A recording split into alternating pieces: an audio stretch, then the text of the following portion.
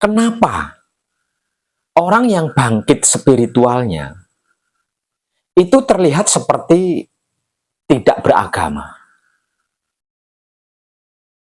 Dan mengapa orang yang bangkit spiritualnya itu mesti mengalami jatuh dulu, mengalami hancur dulu kehidupannya?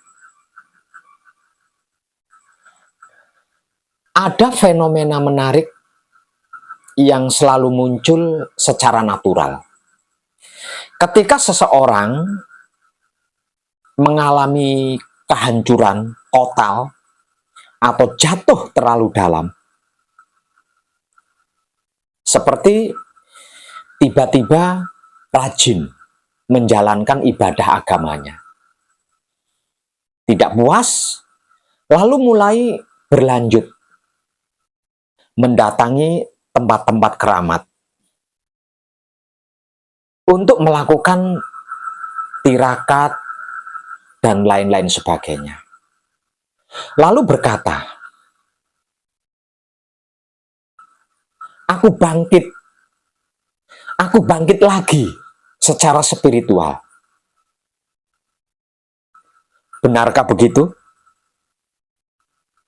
Sayangnya tidak sesederhana itu. Kebangkitan spiritual bukan tentang mengubah perilaku yang buruk menjadi baik. Bukan pula aktif tirakat dan mencari Tuhan setelah kehilangan dunia. Itu baru awal permulaan dari perjalanan spiritual. Banyak orang mengira mereka sudah sampai, mereka sudah bangkit. Padahal baru saja dimulai.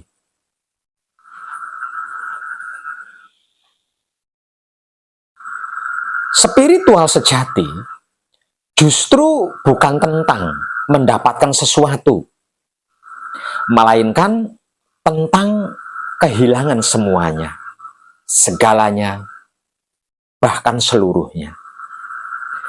Secara sadar, spiritual sejati bukan sedang naik dan mendapatkan banyak hal, bukan, melainkan sedang dilucuti, dibongkar kedoknya, dikosongkan jiwanya, hingga benar-benar nol. Hingga benar-benar bisa menyadari bahwa apapun yang dianggap penting dan utama, semua hal yang dipertahankan dengan gigih dan keras, seperti harta, tahta, asmara, istri atau suami, dan anak-anak, identitas, bahkan ilmu dan agama yang diyakininya, ternyata itu semua bukan dirimu yang sejati. Bangkit dari spiritual itu seperti mati untuk dihidupkan kembali, menjadi saksi atas kehancuran dirinya yang lama. Dan disitulah dirinya mulai benar-benar hidup dan dimulai dari nol, kosong, suwung, tanpa apapun. Murni, fitrah, asli, bahkan suci. Pada titik ini, dirinya tidak lagi termelekati oleh apapun dan dengan apapun, termasuk tidak lagi sibuk berpikir negatif atau berprasangka buruk, tidak lagi memiliki rasa dan perasaan sirik, iri, dengki, benci, cemburu, dendam, bully, fitnah. tidak lagi sibuk menyalahkan apapun dan siapapun serta bagaimanapun, dan lagi tidak punya keinginan mencari-cari kesalahan orang lain, keburukan orang lain, kekurangan orang lain, kejelekan orang lain untuk dihakimi, untuk dijatuhkan, untuk diadili, dan sejenisnya. Sebab karena itu disebut bersih atau murni, atau fitrah atau suci. Dirinya mulai melihat dengan sadar, sesadar-sadarnya, bahwa semua yang terjadi pada dirinya, termasuk kejatuhan dan kehancurannya sendiri, adalah bagian dari desain yang sangat presisi dari hukum hidup bagi alam semesta seisinya, yang secara awam dan umum disebut-sebut sebagai hukum karma atau hukum sebab akibat. Hukum hidup atau hukum karma atau hukum sebab akibat di alam semesta seisinya ini bukan hukuman, melainkan mekanisme pembelajaran atau kajian diri, bahwa apapun yang ditanam pasti akan dituai. Dan ini bukan untuk menghukum diri, melainkan untuk mengingatkan diri agar supaya senantiasa sadar siapa dirinya, dari mana dirinya, untuk apa dirinya, dan hendak kemana dirinya. Alam semesta tidak pernah tertarik untuk menghukum dan menjatuhkan dirimu, siapapun dirimu, dan bagaimanapun latar belakangmu. Ia hanya menepati perjanjian yang kita sendiri menyetujuinya jauh sebelum diri kita dilahirkan ke dunia ini. Jika pencapaian ini sampai gagal dipertahankan, maka akan mengulanginya lagi dari awal, yaitu sukses atau berhasil, kemudian jatuh atau hancur, sehancur-hancurnya, sejatuh-jatuhnya, kemudian bangkit lagi sedikit demi sedikit seperti yang sudah saya jelaskan tadi. Setiap luka, entah itu karena kehilangan atau kekecewaan atau pengkhianatan, adalah alat bedah raga untuk membuka lapisan demi lapisan ego, pamrih, dan arogan, agar supaya diri kita melihat siapa diri kita yang sesungguhnya, dari mana diri kita yang sesungguhnya, untuk apa diri kita yang sesungguhnya, dan hendak kemana diri kita yang sesungguhnya, yang ada di balik semua yang kita banggakan dan segala yang kita sembunyikan. Di saat diri kita sampai di titik ini, yang dimaksud Tuhan tidak lagi kita cari dan kita tanyakan.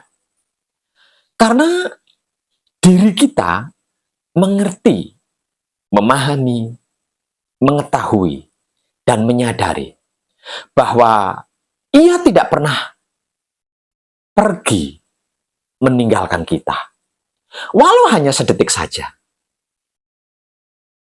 Walau secara awam dan umum, ironisnya, orang yang benar-benar bangkit spiritualnya dan berhasil menjadi putra kekudangannya Romo, terlihat tidak beragama dan menjalankan ibadah dalam bentuk apapun.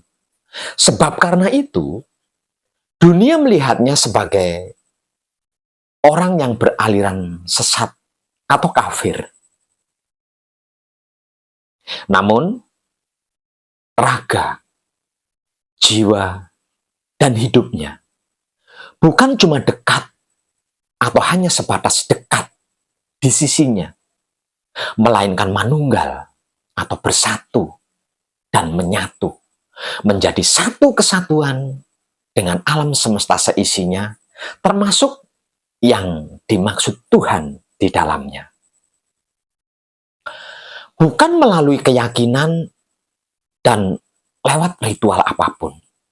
Bukan juga dengan dogma atau doktrin bagaimanapun.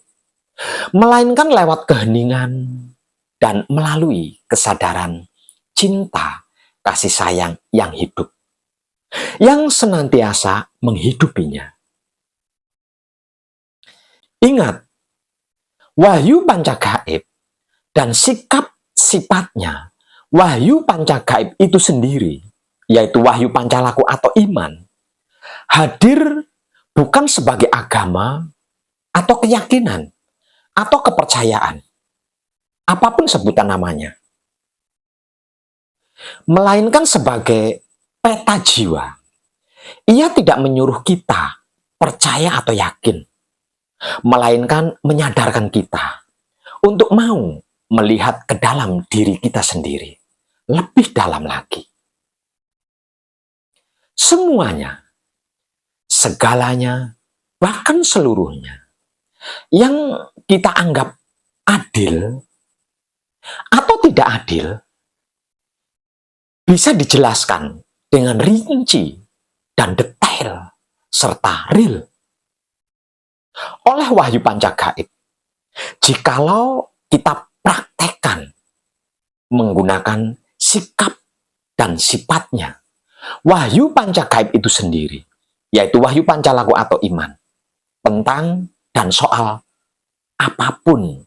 Ini loh, wahyu pancagaib dan wahyu pancalaku atau iman juga bukan tentang masa depan, bukan pula tentang jodoh atau pasangan suami istri, bukan soal harta, tahta, asmara, dan ilmu apapun sebutan namanya, melainkan tentang membebaskan hidup kita dari cengkeraman malaikat maut atau malaikat pencabut nyawa, dan memerdekakan kehidupan kita dari belenggu takdir, sehingga hidup kita bisa berkehidupan selaras dengan alam semesta. Sesungguhnya kita tidak benar-benar tersesat seperti yang mereka tuduhkan kepada kita. Kita juga tidak pernah benar-benar menderita seperti yang kita sangka selama ini. Kita hanya sedang dipanggil pulang atau kembali ke diri kita sendiri, agar supaya bisa manunggal atau bersatu dan menyatu menjadi satu kesatuan dengan alam semesta seisinya, termasuk yang dimaksud Tuhan di dalamnya.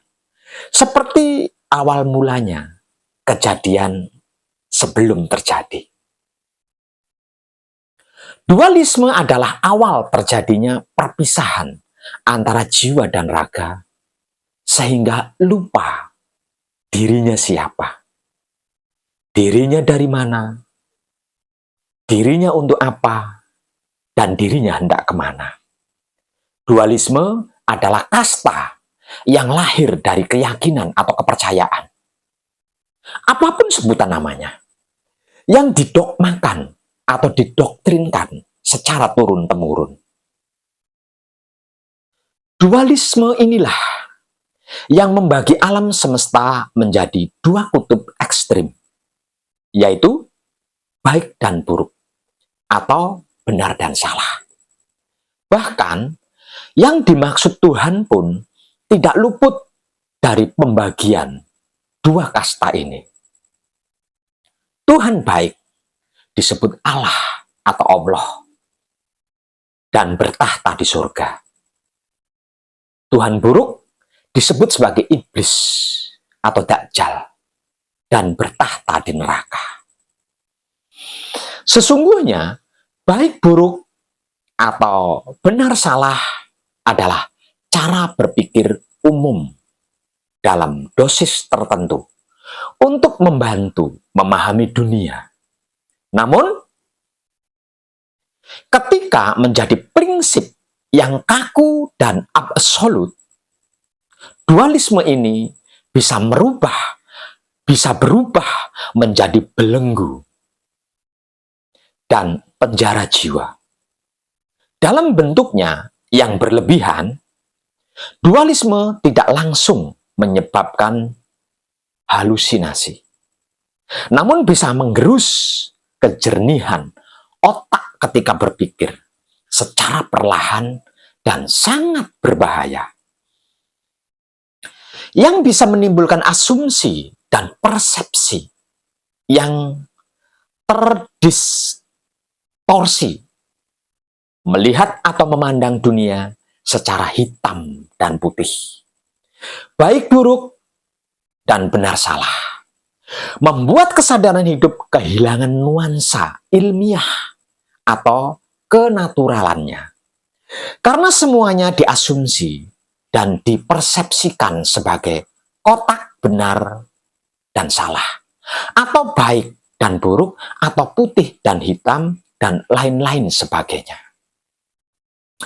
Inilah akar dari fanatisme, intoleransi, dan dehumanisasi yang menjadikan jiwa dan raga terpisah dari kemanunggalannya. Akibatnya stres, cemas, ragu, bimbang, takut, bahkan berhalusinasi.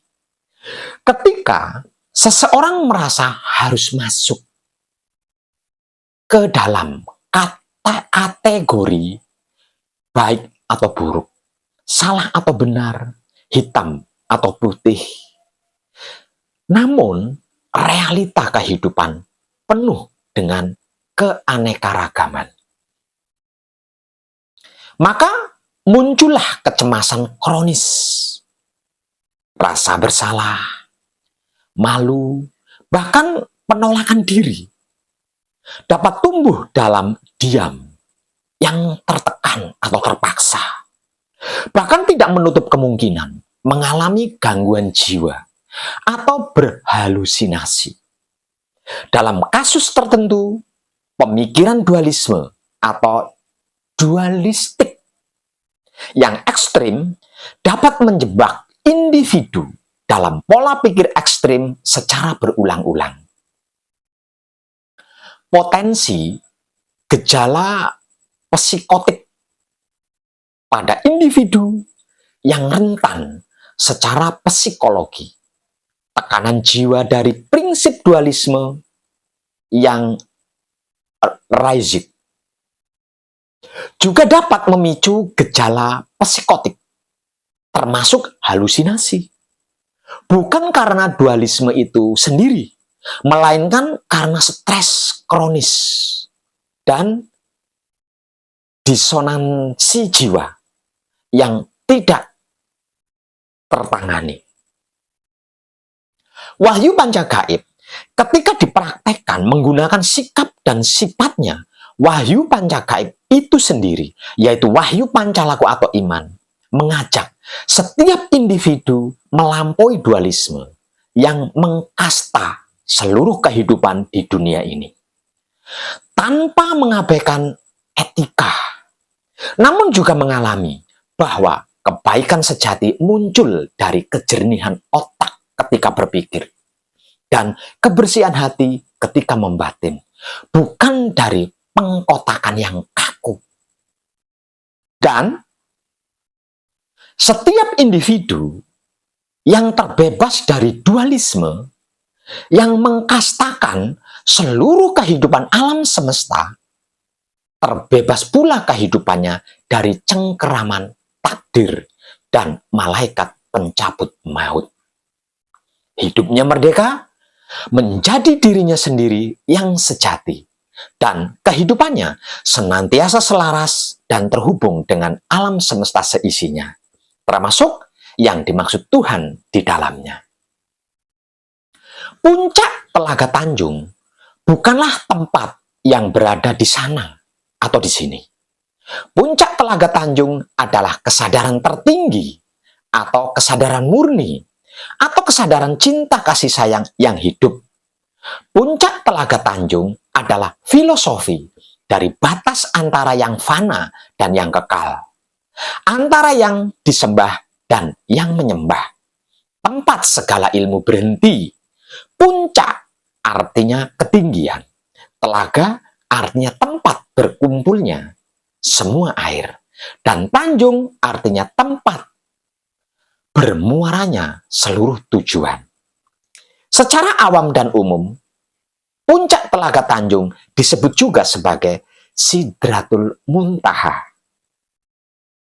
Puncak Telaga Tanjung atau Sidratul Muntaha adalah batas paling akhir filosofi manunggaling Kawula Gusti dengan wujudnya yang sejati, yang kemudian melebur ke dalam kesempurnaan cinta kasih sayang Dat Maha Suci hidup, lalu tumbuh dan mekar kembali oleh teguhnya, rahayunya, selamatnya tauhid. Kemudian hidup lagi dengan penuh kesadaran cinta kasih sayang Dat Maha Suci hidup. Di puncak Telaga Tanjung atau Sidratul Muntaha, semua amal ibadah ditinggalkan, segala ilmu pengetahuan ditanggalkan. Disinilah kesadaran hamba atau kesadaran makhluk atau kesadaran Kawula Gusti melebur.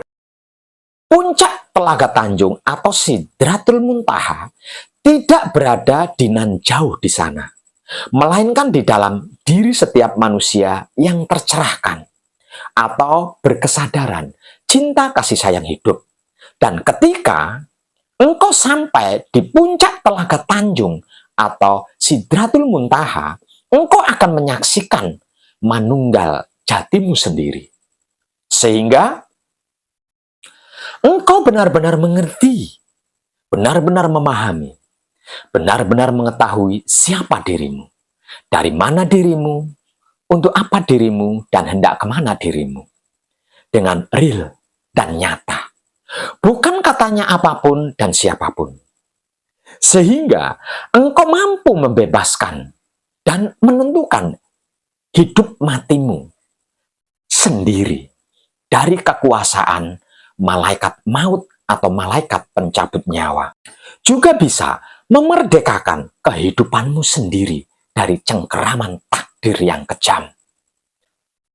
Di dalam puncak Telaga Tanjung atau Sidratul Muntaha, hidup adalah aku, bukan aku yang hidup. Bukan pula aku yang menjalani hidup atau menjalankan hidup. Melainkan hidup itu sendiri yang menjalani aku atau menjalankan aku. Bukan sebagai milik, melainkan sebagai wujudnya. Yang hadir di balik semua gerak dan segala gerik, serta seluruh diamnya.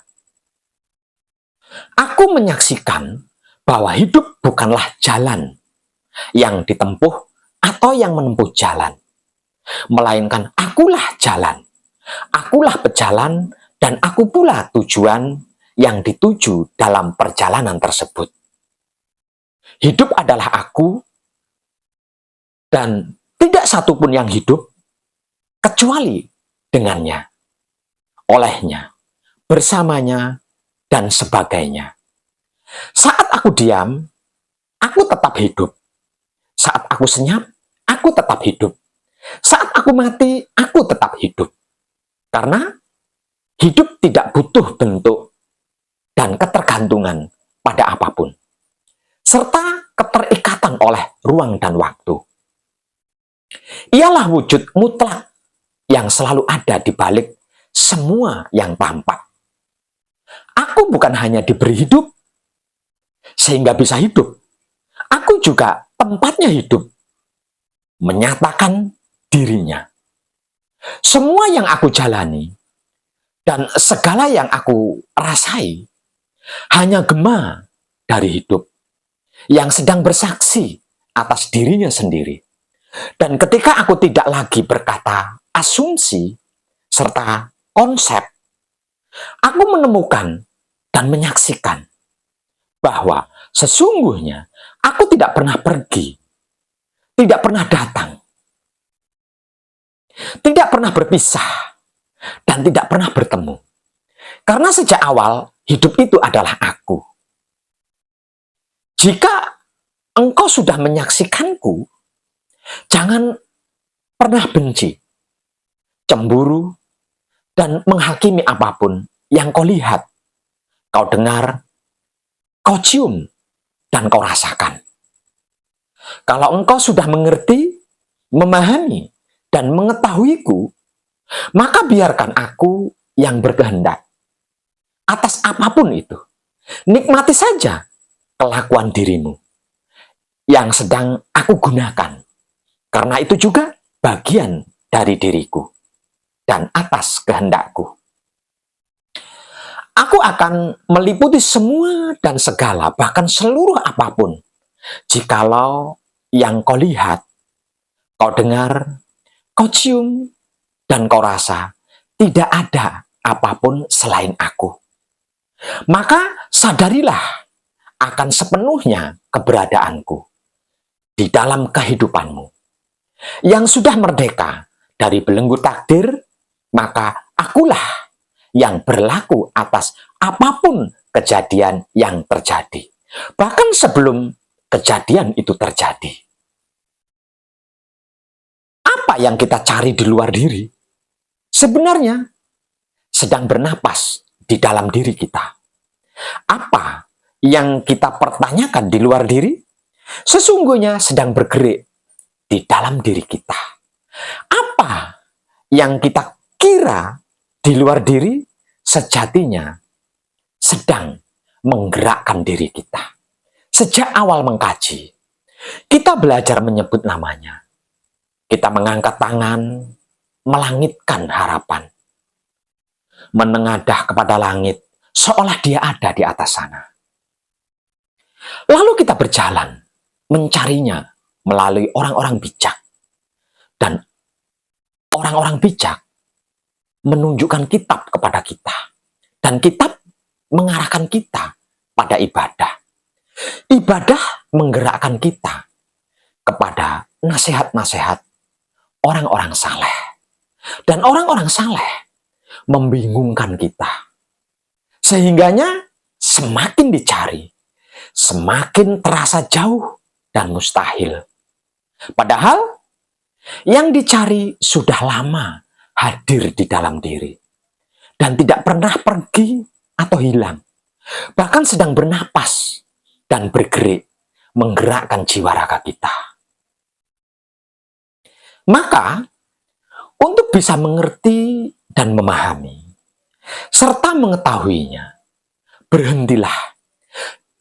Berhentilah dari pencarianmu keluar diri. Cukup diam ketika bersamadi setelah patrap. Di luar patrap samadi, nikmatilah rasanya kelakuan dirimu sendiri, menggunakan kesadaran cinta kasih sayang hidup.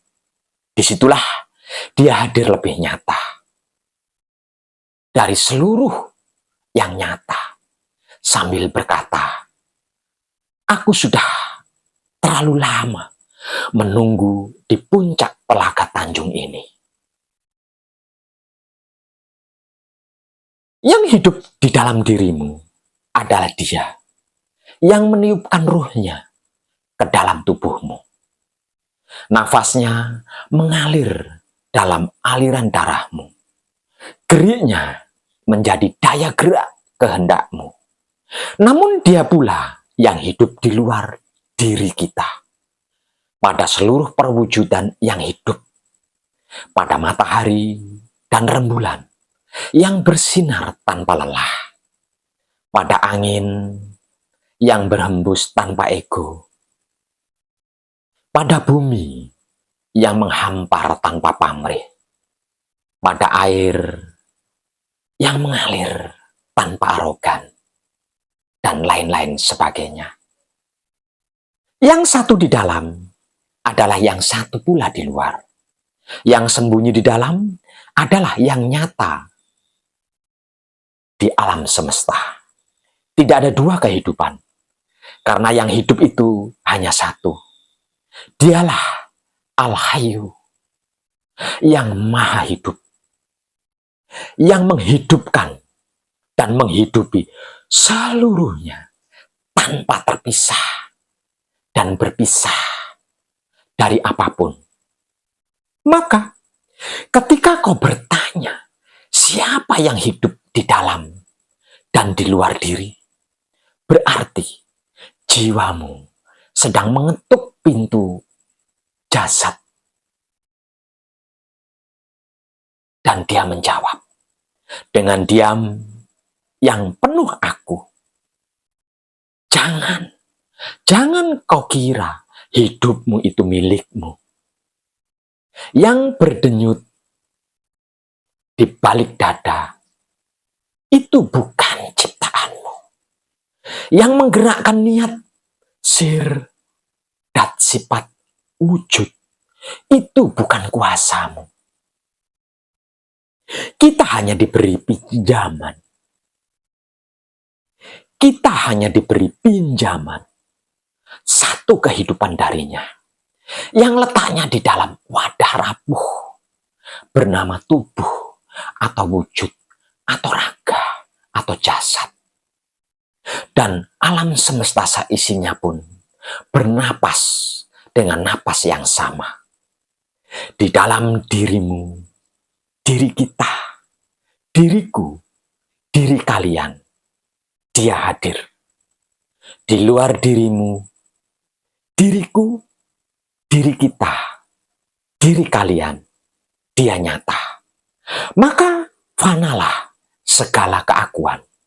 Suwung, kosong, tidak ada apa-apa. Apa-apa tidak ada. Tinggal satu yang hidup.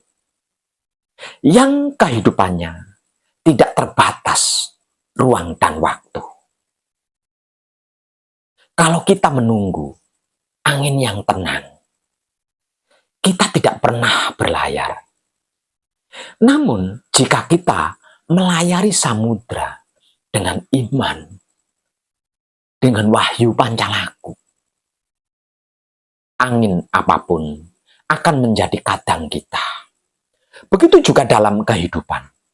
Setiap gerak langkah yang kita ambil pasti ada konsekuensinya. Namun jangan bimbang dan ragu pada gelombang air, atau bumi yang berguncang, atau api yang membara, atau angin yang berhembus kencang. Karena ratunya ada di dalam diri kita. Dan saya, Wong Edan Bagu, mengucapkan selamat rahayu dan terima kasih.